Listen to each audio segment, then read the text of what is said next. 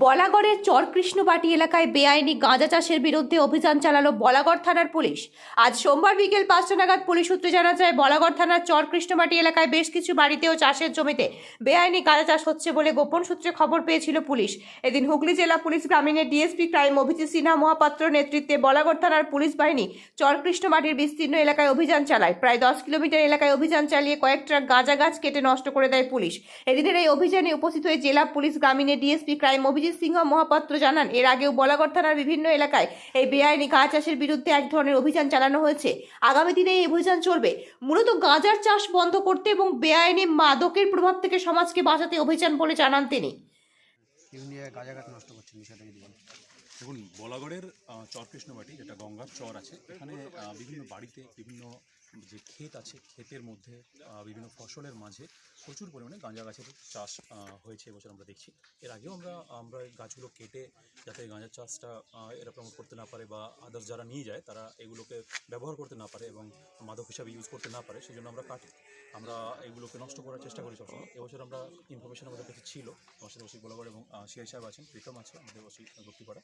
আমরা সবাই মিলে আজকে পুরো ফুল একটা টিম নিয়ে আমাদের এই ছোলাগড়া প্লাস আমাদের এই শক্তিপুর এই গ্রামগুলোতে আমরা টোটালি আজ কমপ্লিট রেড করলাম। এই রেড কন্টিনিউয়াসলি চলবে, একদিনের এটা পসিবল না কাটাবো কমপ্লিটলি। আমরা কয়েক ট্রাক গাঁজা গাছ আমরা কেটেছি, যেগুলো এখনো পর্যন্ত কমপ্লিট ক্লিয়ার হয়নি, মানে গাঁজা তৈরি হয়ে যায়নি, কিন্তু গাছগুলো আমরা কেটে দিয়েছি অলরেডি যেখানে যা ছিল। এরপর আমরা চেষ্টা করছি যদি আরও কোথাও থাকে আমরা ইনফরমেশন কালেক্ট করছি। রেড কন্টিনিউয়াসলি চলবে, এর এগেনস্টে ফুললি আমরা যে ড্রাইভ আছে সেই ড্রাইভটা আমরা করতে থাকবো। আমরা করছি অলরেডি, আপনারা দেখছেন। আমরা এগুলোকে একদম মাটির সাথে মিশিয়ে দেবো পুরো কেটে। কত লক্ষ টাকা হবে মোটামুটি আজকে? দেখুন, কত লক্ষ টাকা হবে এটা আমি এখনো বলতে পারবো না, কারণ গাছ ওয়াইজ এটার দাম হয় শুনেছি বলে। আর এর যে শুটি তৈরি হয় গাঞ্জার, সেটা নিয়ে অনেকে ইয়ে করে। এটাকে কত দাম হবে পার্টিকুলারলি সেটা বলে আর প্রমোট করার ব্যাপার নেই। দেখুন, অনেক বাড়ি তো গেলে অনেক বাড়ির মানুষ বলছে তারা নিজেরাও জানে না যে এই গাছগুলো বিভিন্ন মানুষ, এটা আমরা যাদেরকে জিজ্ঞাসা করলাম, অনেক মানুষের সাথে কথা বললাম, ডিসকাস করার চেষ্টা করলাম, তাতে কার জমি কার কী আছে সবাই বলছে অটোমেটিক্যালি হয়ে যাচ্ছে। অ্যাকচুয়ালি এই জমিটা খুব পোরাস এবং এখানে যে কোনো জিনিস, যে কোনো গাছ খুব দ্রুত বৃদ্ধি পায়। এখানে যে গাঁজার চাষ হচ্ছে সেটাও অনেকে বলছেন, ম্যাক্সিমাম লোককে জিজ্ঞেস করলে তারা এটাই বলছেন যে অটোমেটিক্যালি আগের বছরের বীজ পড়ে বা কোনোভাবে এটা অটোমেটিক্যালি হতে থাকে। নর্মালি এক জায়গায় পার্টিকুলারলি একটা জমি করে সেখানে চাষ হচ্ছে এরকম ব্যাপারটা নয়।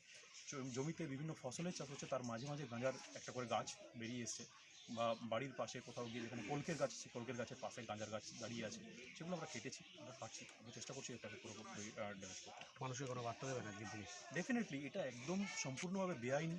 এনডিপিএস অ্যাক্টের মাধ্যমে যদি কাউকে গাঁজা চাষ বা গাঁজা নিয়ে যদি ব্যবহার করতে বা গাঁজা যদি বিজনেস করতে দেখা যায়, তাহলে তিনি এনডিপিএস অ্যাক্টের আওতায় পড়বেন এবং তার পানিশমেন্ট খুব সিভিয়ার আছে। মানুষকে আমি ডিসকারেজ করবো এই ব্যাপারগুলো থেকে বিরত থাকতে বলবো, এবং চেষ্টা করবেন যাতে এই সমস্ত ইনফরমেশন যদি কারো কাছে থাকে সেটাও যেন আমাদের কাছে আসে।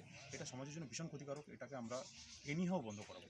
কত কিলোমিটার এলাকা জুড়ে এরকম করলেন? পুরো জিপি ওয়াইজ আমরা চেষ্টা করছি খোঁজার। এখনও পর্যন্ত আমরা প্রায় 10 কিলোমিটারের মতো আমরা টোটাল এরিয়া কভার করতে পেরেছি। বাকি আরও জায়গাতে যদি থাকে সেখানে আমাদের টিম অলরেডি কাজ করছে বিভিন্ন জায়গাতে, পুরো ফুল বিগ টিম আমাদের কাজ করছে এটা নিয়ে। সারা বরাবর জুড়েই পুলিশ এখনও পর্যন্ত আমরা আজকে চরকৃষ্ণবাটিতে আমরা ইনফরমেশন ছিল, চরকৃষ্ণবাটিতে আমরা কাটলাম। এরপরে যদি কোনো জায়গা থেকে ইনফরমেশন আসে, ইভেন আমি আপনাদেরও বলবো যদি ইনফরমেশন থাকে আমাদের জানাবেন, আমরা এটার উপরে অ্যাকশন নেব।